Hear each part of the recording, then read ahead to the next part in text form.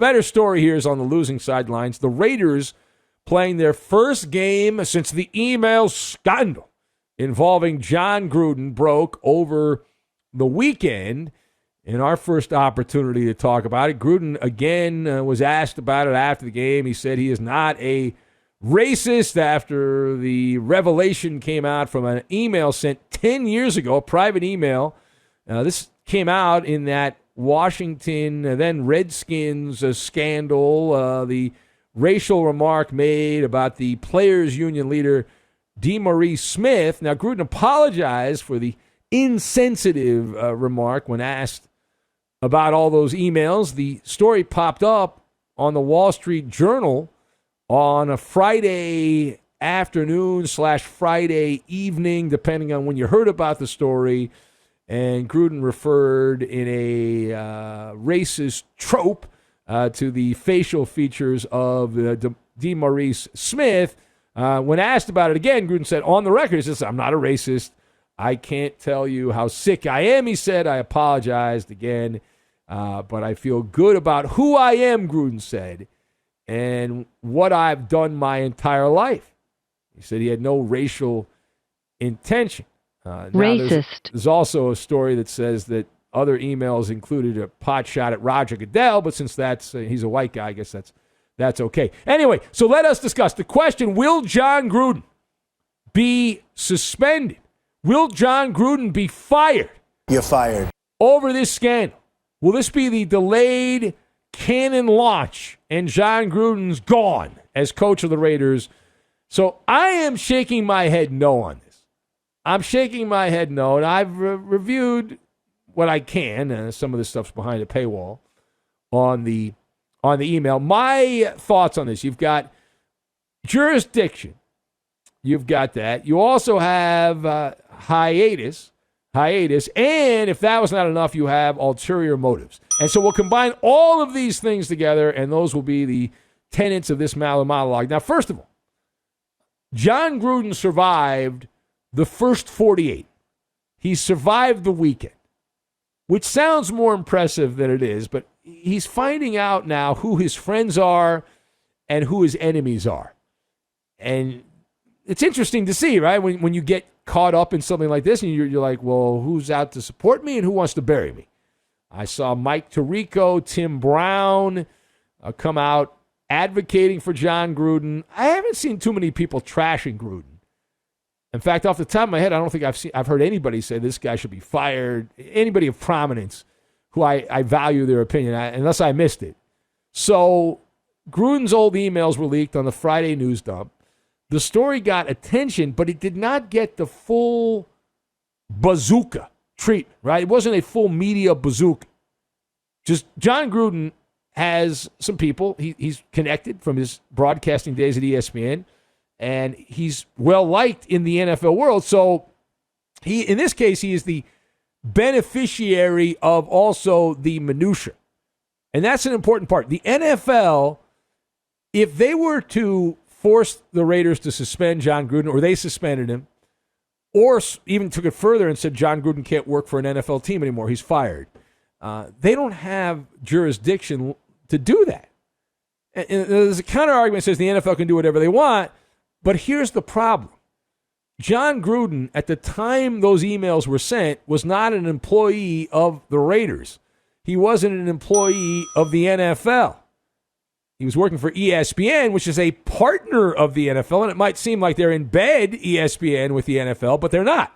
They're not all the way where the NFL doesn't own ESPN. So John Gruden was a broadcaster saying that stuff. Now, ESPN, if they want to punish John Gruden, they could do that if they wanted to, but he didn't work for them anymore, so what would the point of that be? It would be ridiculous. You can't punish someone, unless I don't understand the law properly. I do not believe you are allowed to punish someone or fire them for a private conversation when they were not under your employment umbrella at the time they made said comments. I think you can do that. And maybe I'm wrong on that, and we'll find out. But from what I understand, that is not allowed. Now, second, the NFL issued a terse statement to rebuke John Gruden. The emails, that came down Friday the end of the day on Friday. That email, that statement by the NFL, that was the punishment to John Gruden. Okay, to pull back the curtain here and let you know how big business is done in pro sports. Everyone at the Park Avenue headquarters of the NFL hightailed it out of Manhattan, whether they went to the Hamptons or somewhere else for the weekend. And these billion-dollar sports leagues that are headquartered in that Manhattan bubble, they turn out the lights. The party's on for the weekend, Saturday and Sunday. And even with a sport like football, which plays games on Sunday, the big corporate muckety-mucks, they go on hiatus for the weekend. They cannot be bothered with the busybody work of having to adjudicate these type of issues over the weekend. I learned this lesson years ago when a buddy of mine that works at the NBA, there was a controversy involving a player, and I had a website, and I'd written something that got this player in some trouble. And the guy said, listen, Ben, nothing's going to happen till Monday. This happened on a Friday. He said, nothing's going to happen till Monday. I said, why not? He said, everyone goes out and has a great time on the weekends. They don't do any work on the weekends at the league office level. And he says, it's not just basketball. It's like that in football and baseball. And ever since then, I've kept track, and absolutely correct. Absolutely correct. That these people cannot be bothered, like I said, with the busybody work of having to do stuff on the weekends. That's for the peasants. That's for the unwashed, not the corporate big shots. Now, final thought here. So the bigger question, John Gruden hit with shrapnel. Now, this was an investigation that was about Dan Snyder and the activity of the then Washington Redskins, who are now, I guess, just the football team, to be named later. This was done intentionally. Does anyone think that the John Gruden statement being released via email from 10 years ago just randomly, accidentally happened, or was it done with ill intentions? I'm going with ill intentions. Someone with ulterior motives. So let's investigate here on the radio for this little exercise. Who do you think did it? Why would they do it? Who benefits from that getting out? Well, it could be a member of the NFL's front office, an ownership confidant. Could be somebody from an outside law firm that the NFL has on retainer to look into these things. Now, I want to go full conspiracy theory. And the conspiracy theory here is that this was done as a power play by the NFL owners to gain sympathy and, more importantly, to prevent someone else taking over the NFL Players Association.